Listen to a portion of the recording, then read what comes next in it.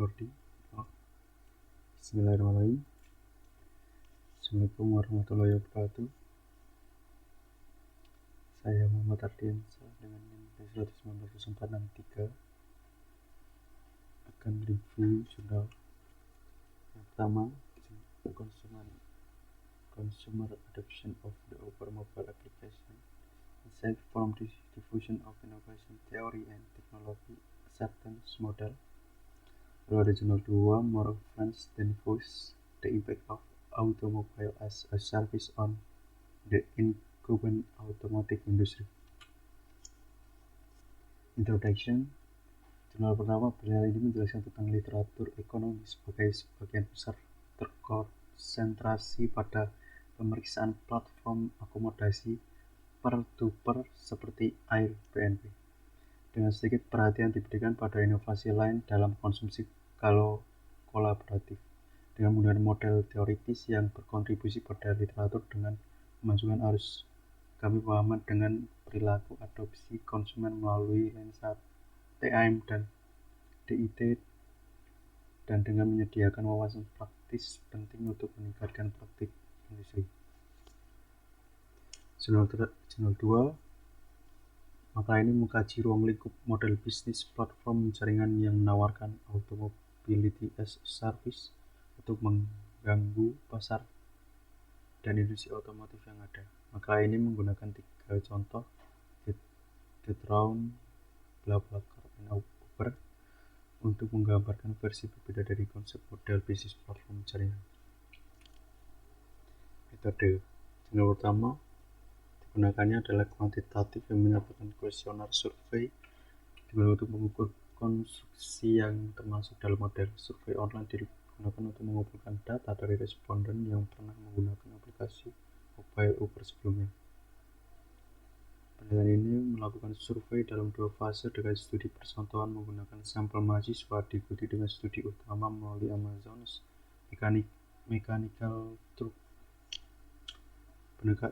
Untuk jurnal 2, pendekatan metodologis yang diadopsi untuk makalah ini adalah peredaman longitudinal, cara yang menyeluruh berulang, multikontekstual, dan refleksif untuk mengembangkan pemahaman yang bertekstur kaya tentang suatu fenomena atau serangkaian fenomena terkait.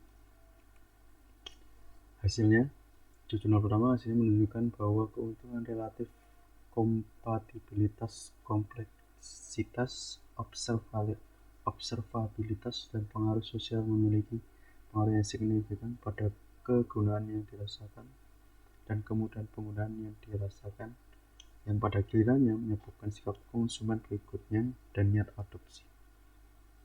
Untuk jurnal 2 disimpulkan hasil bahwa AAS yang dihadirkan oleh model bisnis platform jaringan tidak mengganggu industri otomotif maupun keunggulan mobil dalam sistem transportasi kontemporer. AAS penting karena memungkinkan pelestarian industri otomotif dan automobilitas massal, dan dengan demikian membantu industri dalam menolak perubahan transformatif.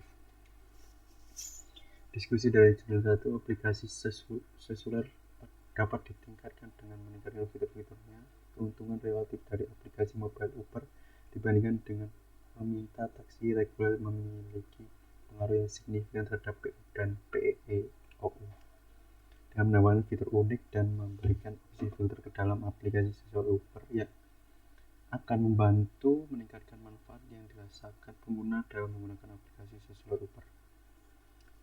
Untuk jurnal 2, diskusi tentang kelangkaan data tentang aspek operasional model bisnis ini. Ada juga karakter evolusioner untuk AAS yang muncul dan model bisnis untuk menyediakan layanan tersebut. Namun pembingkaian kontekstual penting dalam kasus automobilitas yang tanam kuat sebagai rezim sosioteknis dan karena lebih mampu mengelola potensi gangguan. Keterkaitan menurut saya dari kedua artikel tersebut menunjukkan hal yang sama, yaitu mengenai platform akomodasi atau jaringan per-to-per Hanya saja terdapat perbedaan di pembahasannya, seperti jurnal pertama yang membahas tentang dampak dan pengaruh sosial konsumen dari aplikasi sosial Uber. Lalu di jurnal kedua membahas tentang dampak automobility as a service, get around, bla bla, car and Uber pada industri otomotif yang ada. Mungkin ide penelitiannya adalah pengaruh inovasi aplikasi Uber terhadap minat konsumen di pedesaan. Terima kasih. Sekian dari saya. Bila ada salah kata, mohon dimaafkan. Assalamualaikum warahmatullahi wabarakatuh.